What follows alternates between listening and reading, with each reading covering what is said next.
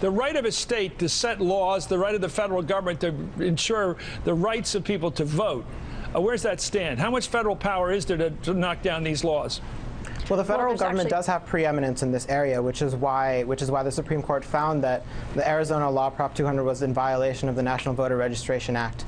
So I think what this does is this closes the door for states that want to make it harder for people to register to vote and want to add these extra burdens. And the interesting thing about this case is that there was not a direct issue of racial profiling involved in this case, but the civil rights advocates who disliked this law, this Arizona law, found that it would disproportionately harm Hispanics and people of color.